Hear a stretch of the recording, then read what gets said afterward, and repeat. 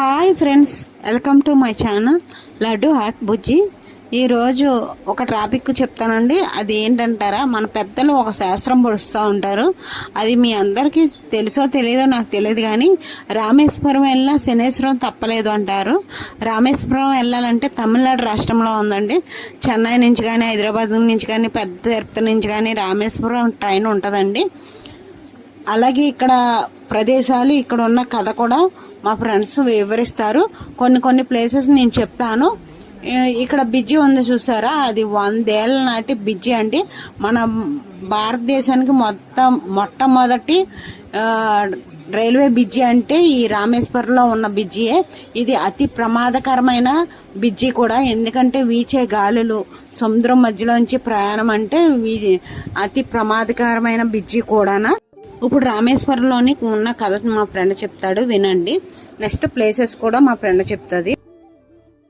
రావణాసుడిని వధించాక రాముల వారికి బ్రాహ్మణ హత్య పాపం చుట్టుకుంటది. ఎందుకంటే రావణాసుడు ఒక బ్రాహ్మణుడు కాబట్టి. అయితే ఈ పాపానికి విముక్తి శివలింగ ప్రతిష్టన అని చాలా మంది ఋషిమునులు చెప్పారు. దీనికి ఒప్పుకున్న రాముల వారు లింగ ప్రతిష్టన కోసం ఒక ముహూర్తం పెట్టించి హనుమంతుడికి ముహూర్తం లోపల ఒక లింగం తెమ్మని ఆదేశించారు. ఇది విన్న హనుమంతుడు లింగం కోసం ఏకంగా కైలాసానికి వెళ్లారు. ఆయన తిరిగొచ్చే లోపు ఎక్కడ పెట్టిన ముహూర్తం దాటిపోతుందేమో అని భయపడి సీతమ్మ తల్లి ఇసుకతోటి ఒక లింగాన్ని చేసి రాముల వారికి ఇచ్చి ప్రతిష్ఠన చేయించి దానికి రామలింగం అని పేరు పెడతారు. ఈ లింగాన్ని రాముడే స్వయంగా ప్రతిష్ఠించారు కాబట్టి ఇక్కడున్న శివుణ్ణి రామనాథ స్వామి మరియు ఈ ప్రదేశాన్ని రామేశ్వరం అని అంటారు. ఇది భారతదేశంలో ఉన్న 12 జ్యోతిర్లింగాలలో ఒకటి మరియు 4 ధామ్ లో కూడా ఒక ధామ్.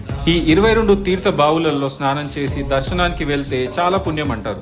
ప్రపంచంలోనే బిగ్గెస్ట్ కారిడోర్ ఉన్న టెంపుల్ ఇది, విత్ 108 శివలింగాలు ఇన్సైడ్ ఇట్. కాశీలో ఉన్న గంగా నీళ్లను తెచ్చి ఇక్కడ శివలింగంపై అభిషేకం చేసి ఇక్కడ ఉన్న ధనుష్కోడి ఇసుకని తీసుకొని వెళ్లి గంగాలో కలిపితే మోక్షం దొరుకుతుంది. లంకకి రాజుగా పట్టాభిషేకం చేశారు. ఇక్కడ నుండి ధనుష్కోడికి వెళ్ళండి.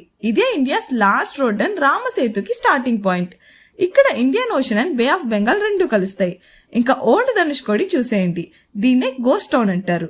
రామతీర్థం, లక్ష్మణ తీర్థం, సీతా తీర్థం, Natarajaswamy temple, Radhakrishna temple, Abdul Kalam house, Hanuman temple ఇవన్నీ చూసేయండి.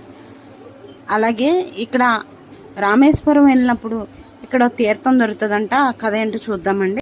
రామేశ్వరంలో ఒక రహస్యమైన బావి ఉంది. చాలా మంది రామేశ్వరం వెళ్తారు కానీ ఈ మిస్టీరియస్ వెలి గురించి ఎవరికి తెలియదు.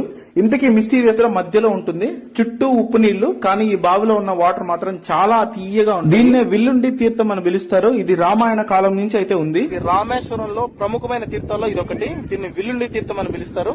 విల్లుండి తీర్థం అంటే ఏంటంటే రాముల వారు సీతమ్మ వారి సమేతంగా అయోధ్య